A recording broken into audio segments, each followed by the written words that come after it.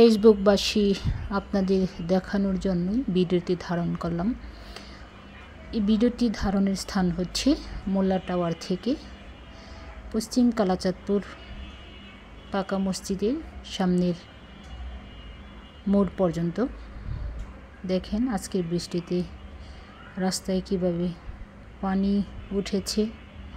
বলতে গেলে এটাও বন্যাই। আমরা যারা ঢাকা শহরে আছি, আমরা যাদের টাকা আছে তারা রিকশায় চড়ে বিভিন্ন জায়গায় যাতায়াত করছে। যাদের টাকা নেই আমার মতো, তারা পায়ে হেঁটে হেঁটে নিজের গন্তব্যস্থানে যাচ্ছে। দেখেন এই হচ্ছে আজকের আমাদের কালাচাঁদপুরের বন্যার অবস্থা। দোকানপাতে অনেকের পানি উঠছে, কেউ দেখলাম বালতি দিয়ে মগ দিয়ে পানি সেচন করছে, আবার অনেকে ইট দিয়ে বেড়া দিয়েছে পানি যেন দোকানে যেন না ঢুকতে পারে। দেখেন ওই যে পানি, অনেক জায়গায় মোটামুটি বেশি পানি, আবার অনেক জায়গায় কম পানি। আমার আম্বি ফরিদা কোথায়, দেখো তোমার সামনের বাসার সামনের রাস্তায় কেমন পানি।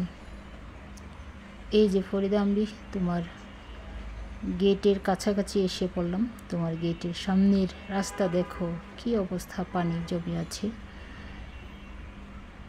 পানি আর 1 ঘন্টা যদি বৃষ্টি হয় হয়তো রাস্তায় কোমর পানি হয়ে যেতে পারে। মানুষ কিভাবে চলাচল করছে এই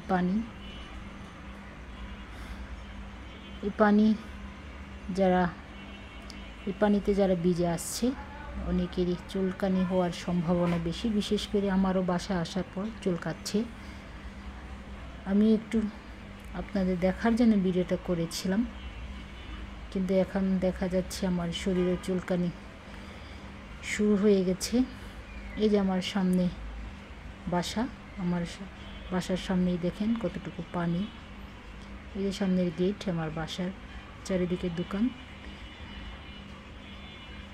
এই যে আমার গেটে পানির অবস্থা। এটা হচ্ছে বউবাজার যাওয়া রুট। অনেকে ডিউটি শেষ করে নিজ বাসায় ফিরছে বৃষ্টির মধ্য দিয়ে।